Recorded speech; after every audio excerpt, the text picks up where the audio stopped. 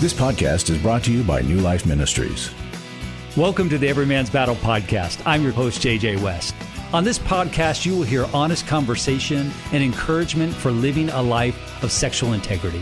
Let's get to today's episode. Welcome to the Every Man's Battle podcast. I am JJ West. I am a licensed marriage and family therapist. I work in the Central Florida area, primarily with individuals and couples dealing with sexual integrity and betrayal. I also get to serve as the presenter at the Every Man's Battle Intensive. And this is what I do for a living. This is my life. This is what I love. And I'm here with Doug. Hey, JJ. Doug Barnes here. I'm a licensed professional counselor. I live in the Dallas area, and I too work with men and couples struggling through sexual integrity issues and all that implies. I also work with the Every Man's Battle Intensive. I'm a group facilitator for them. And very similarly, I love what I do. This is my life, and this is what I've been called to do. And I love working here, JJ, just the way that we can find a way to not only help ourselves, but to help anyone that was in earshot of what we say. So I'm looking forward to this. Yeah, me too. Great to be back on the podcast with you. Happy podcast day to you. So today we are on episode 4 of season 2, and we're going to be talking about how do I measure recovery success? What does it look like? How would I know that I'm actually doing good recovery or that I'm doing recovery at all? Versus I'm just playing a game or I'm just doing something totally different than where I'm supposed to be. So we're gonna unpack what it means to do good recovery. How do I measure that, right? And it's kind of challenging. Well, it is for me. Can't speak for everybody, but the way that I encapsulated this, the way that I thought through this, first of all, working recovery from a men's point of view, we have a tendency to look at recovery the way that we look at our lives.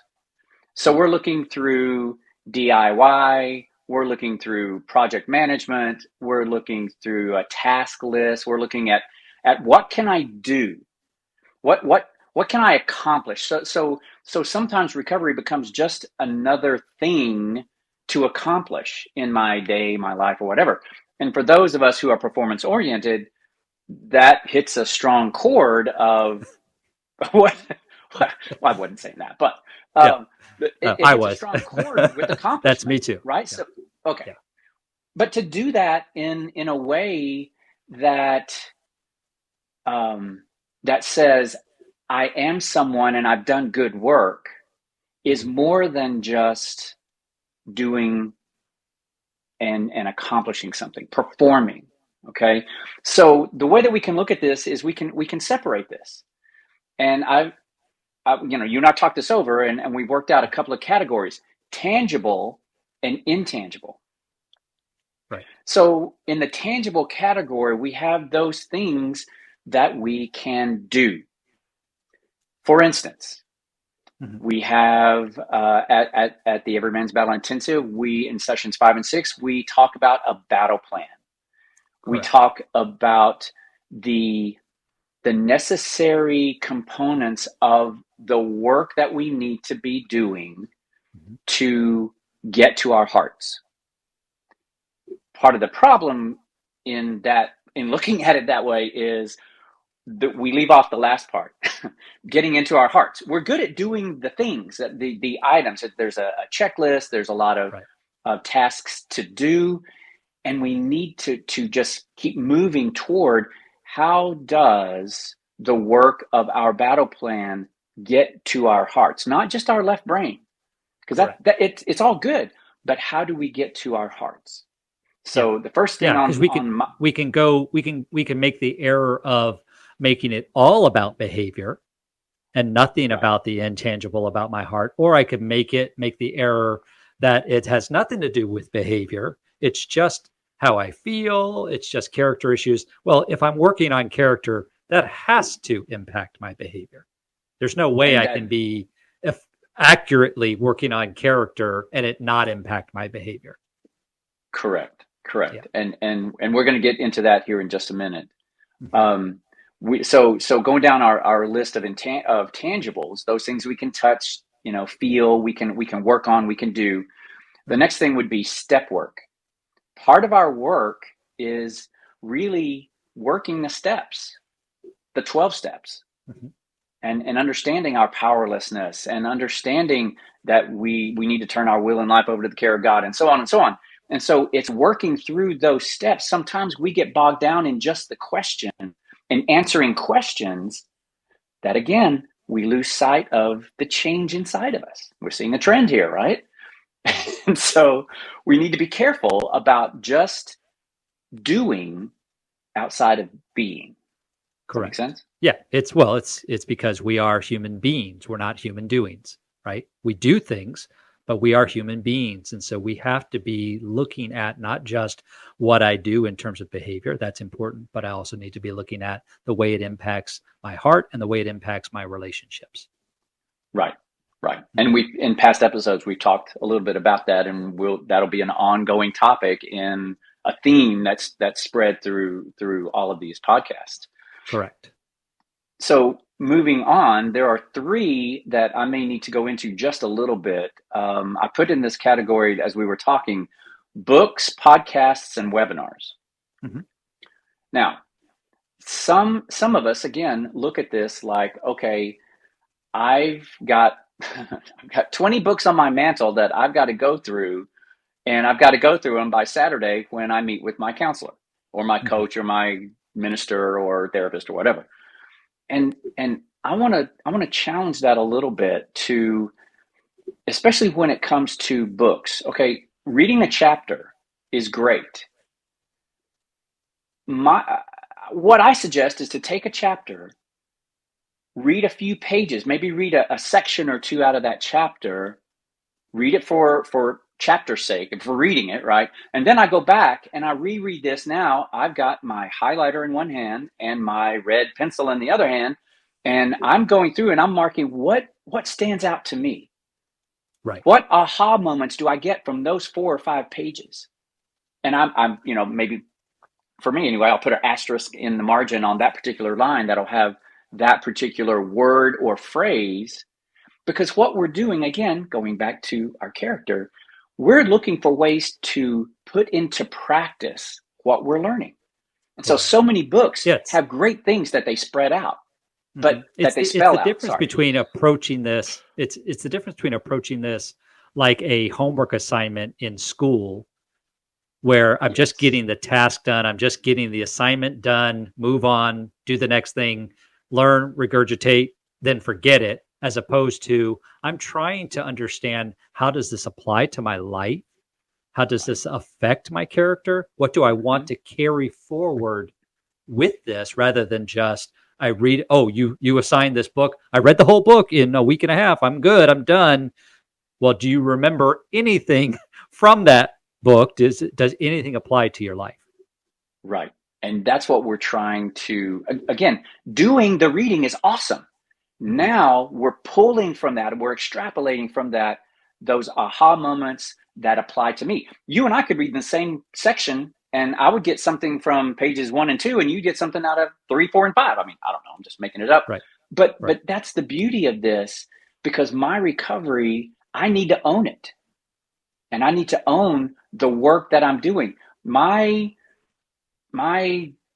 wife, my girlfriend, my significant other, my family, I need to be out in front of what they think it might be doing, and I need to get ahead of them, saying, okay, where does the work in my recovery need to go? And that's a collaborative event with my coach, counselor, mentor, minister, accountability partner, and so on. Right. Does that make sense? Absolutely.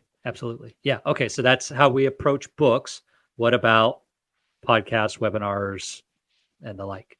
Yeah, podcasts and webinars. Okay. Again, great entertainment value. I love that, and we're hopefully a part of that. And so my recommendation is listening or watching the entire length. Okay, so if it's 20 minutes, 45 minutes, an hour, whatever it is, watch it for entertainment value, watch it for how it affects me. And then I go back, and now I've got my journal and I've got my pen, and now I can start and stop, and I'm listening for what are the nuggets I need, again, to apply to my life and my own recovery. Mm-hmm. What are the things that stand out to me? What are those phrases or statements or processes that stand out to me over everything else? Correct. So I like the idea of listening to the whole thing first, so you have already an overview of where is this headed, where does this fit. Now I go back and I'm listening with a more critical ear, not like I'm criticizing it, but I'm listening with a critical ear of, okay, how do I now take that nugget that I heard the first time through, and now I know where it fits in the overall theme, the overall plan, but now how does it apply to my life? How am I going to walk that out? What am I going to do this week in response to what it is that I heard? Right. And that's the practical application. And that's where the podcasts and the webinars really play a great value and added value to our recovery, because there are lots of them out there.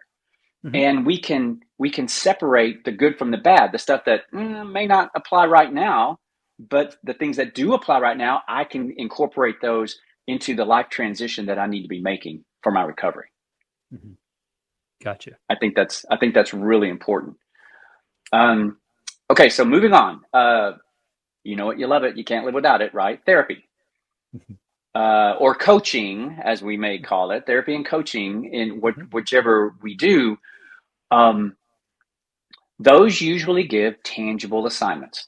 Not everybody does, but good coaching and therapy I think is vital to the leading of this recovery process, especially someone who has been there, done that, and can sift through some of the really hard questions that we all have about recovery and the process, and how do I do it? How do I say something the right way? How do I do something the right way?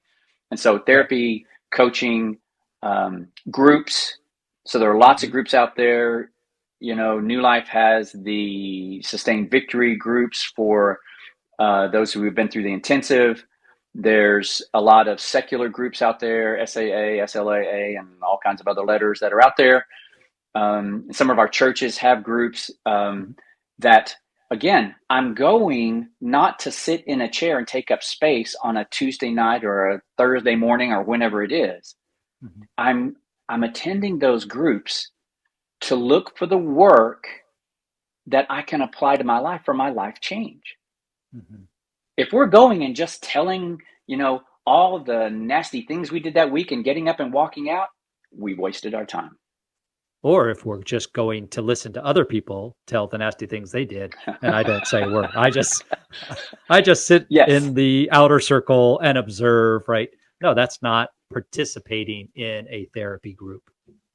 Correct. And that borders on a task or a list. I check the box and then I go home. Hey, honey, how was group? Oh, it was great.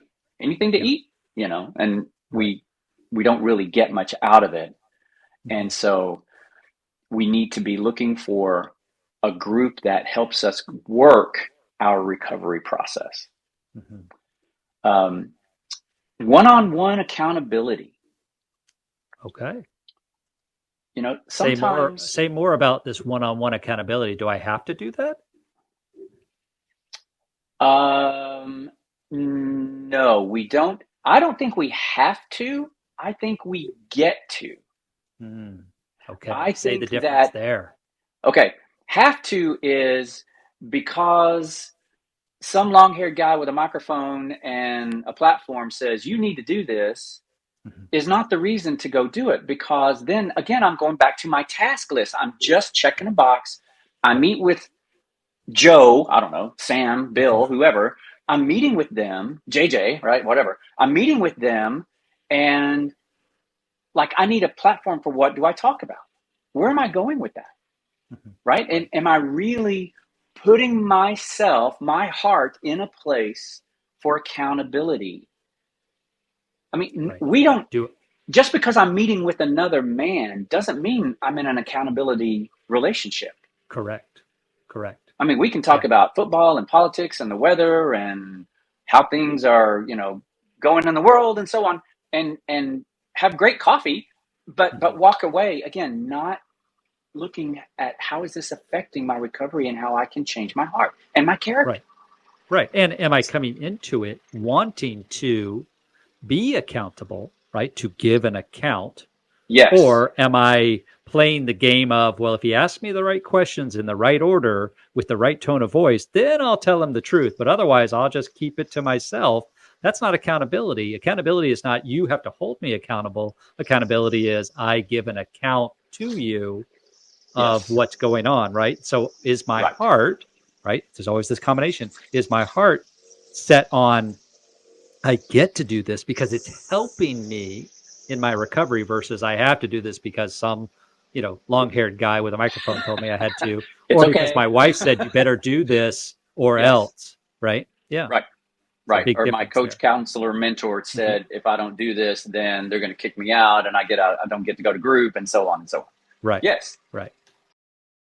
Y'all have done me an excellent service through this referral network of counselors. For over 35 years, New Life has been the most trusted name in Christian counseling. I found a counselor through New Life Ministries, and it's just been outstanding. If you need a counselor, whether in person or virtual, New Life can help.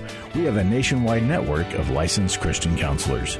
Call us today at 1-800-NEW-LIFE. That's 1-800-639-5433. To get someone that's competent, that's good at what they do, it's been like day and night compared to what I've had before. 1-800-NEW-LIFE. Okay, so you've listed all of these very tangible ways of measuring my recovery. You talked about a battle plan. You talked about going to groups. You talked about books and podcasts and webinars. You talked about therapy, group counseling or group therapy, step work, and one-on-one accountability. Do I just get to pick one or two of these that I want to do? Do I have to do all of them at all times, at the same intensity level? How do I make this work practically in my life? Because that's a lot of stuff. How am I supposed to do all that? Yeah, great question. I wish I had some dice. I could, the dice sound, like roll the dice, Uh-huh. So doing it all, I think would overwhelm anyone. Mm-hmm. It would overwhelm me. I mean, I need a few choices, and that gives me the opportunity to work the ones. Again, this is where the guidance of me submitting to someone greater than myself, someone in authority, who can help me where I am, whether I'm just past D-Day, the day of discovery, or if if I'm in real early recovery in the first few months, or if I'm mid recovery, 2 or 3 or 4 years. Or if I'm working late in recovery where I have a lot of tools under me and I'm really practicing good work.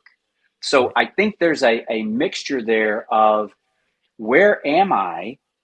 And I think getting under leadership of someone else will help me decipher that of exactly where I am. And I need to submit myself to that person or to that group so that I can grow, because if I get into some place that's legalistic, then it's going to be about the tangible. It's going to be all about the doing. It's all about the tangible. It's all about behavior. Yeah. Right. And there are those folks and groups and things out there like that. So it's not a bad thing. There are brothers and sisters, right? So fine, mm-hmm. I get it. Mm-hmm. But I think we need to look at the marriage, if you will. It's the dichotomy of doing the work for work and how it's changing my heart. Mm-hmm. I have a recovery equation: time plus believable trust building behaviors plus the sanctification of my character. And I think all three of those things put together make good recovery. Again, it's just mine, not everybody. So when I'm thinking through that equation, where is my submitting to someone greater than myself, further along in recovery, who can lead me and guide me and kind of walk me through? Okay, so you're working your battle plan from the intensive. Okay, great. Are you in a group that works the steps? Or, hey, you're in a group that works the steps, so why don't we meet once every other week to start with and see how that goes, to maybe we might need to back that up to once a week or maybe twice a week, depending on where you are and what your issues are. And so it's walking through that with some sort of leadership person, I think is the best. I love that aspect, that idea, because it goes in line with, there's several passages throughout the Bible, primarily in Proverbs, that convey the idea that there's great wisdom in the counsel of many. The one that comes to mind right now, Proverbs 15:22. Without counsel, plans fall or fail, but with many advisors, they succeed. So in other words, listen, dude, you have blind spots. You've got blind spots. And so exactly. The reason we know that you have blind spots is because we have blind spots. Correct. And if I am going to do recovery only from my own perspective, well, I'll just put this thing together. I mean, I manage so-and-so 100,000, employees, or I'm in the military and I oversee this number of platoons, or what, I don't know. I'm not in the military, obviously. I have built these businesses. Obviously, I know how to get things done. I'll just do it myself. That doesn't take into account that you have blind spots.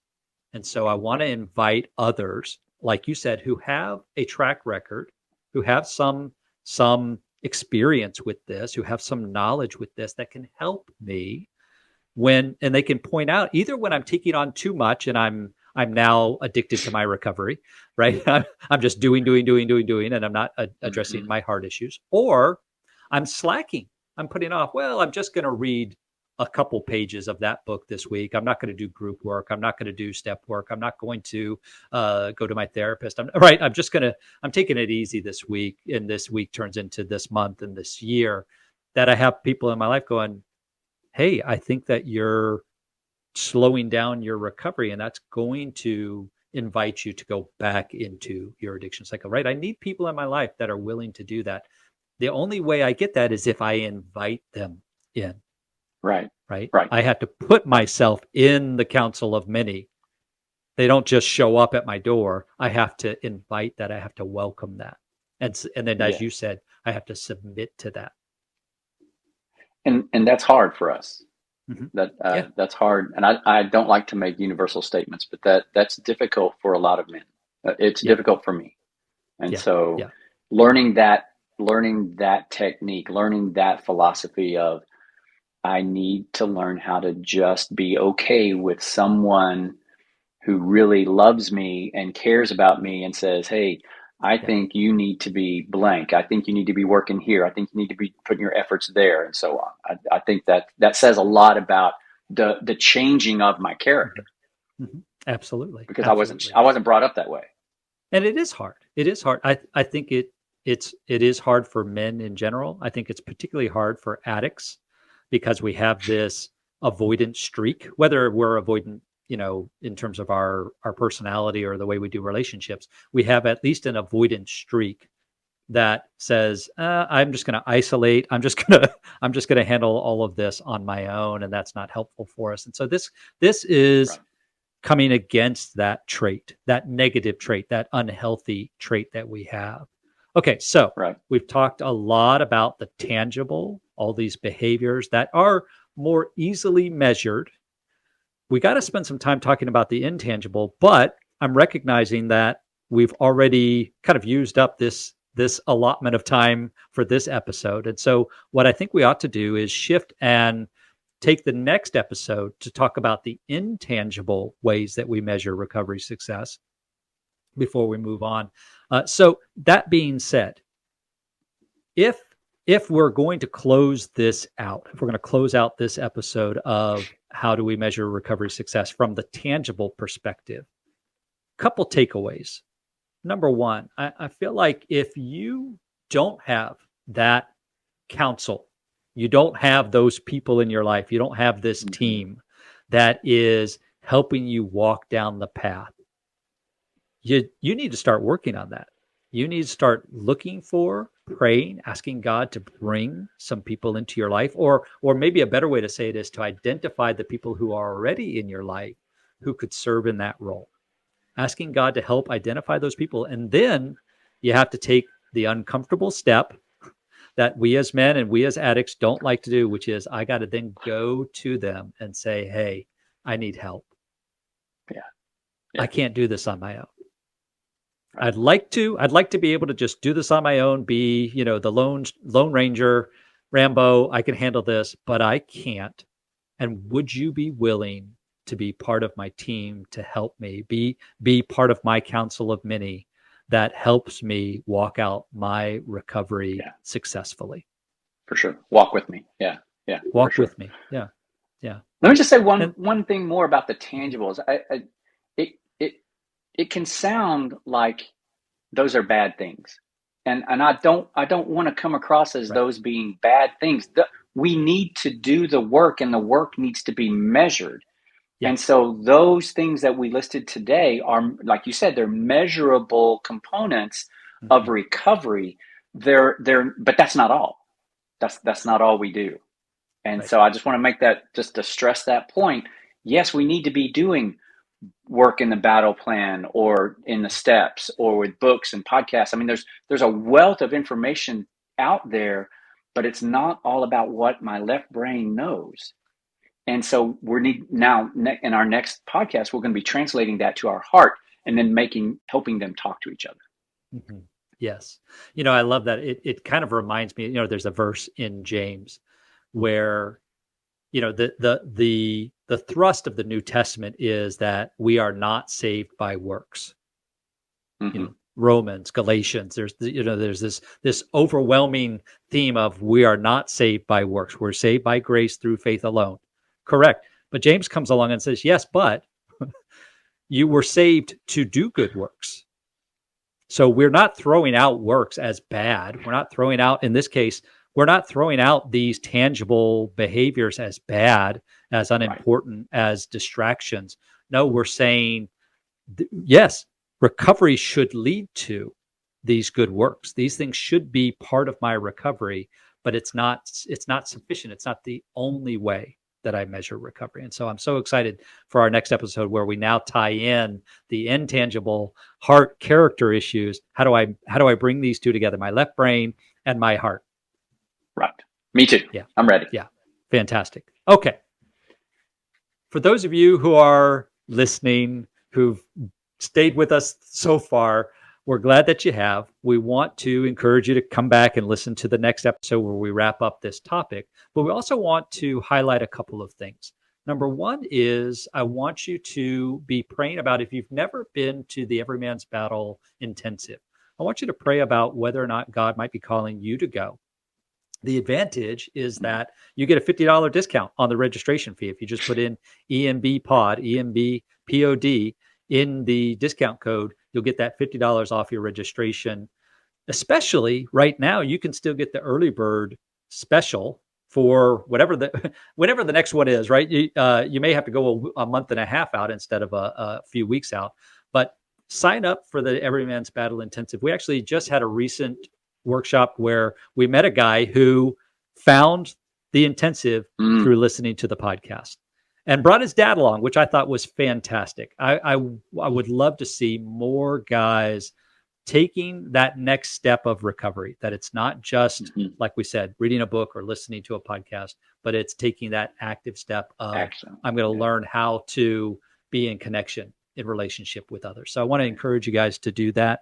I also want to encourage you, if you need some more information, call 1-800-NEW-LIFE or go on the website to newlife.com/EMB. You can learn more about the intensive. You can also get some of the resources that we've been talking about today, maybe some of the books that are specific for recovery. You'd be able to read about and then order those. So thanks again for listening. Doug, thanks as always for being in studio with me. It's always great to hear your wisdom as someone who is down the path and has learned some things, sometimes the hard way, right? But has learned some things, and your willingness to share that with others is beautiful. So thank you for that. Thank you. Thank you. Until next time, guys, thanks for listening. We'll catch you on the next episode where we cover the second half of how do I measure recovery success by looking at the intangible aspects. Thanks again. Thanks for listening. This podcast is just one of the many ways we can encourage and help you. If you're looking for more help, visit us at newlife.com or call 1-800-NEW-LIFE. Please remember to review, like, and share the podcast as it helps others find us. If you have a comment about this podcast, we'd love to hear from you. Drop us a line at embpodcast@newlife.com. See you next week.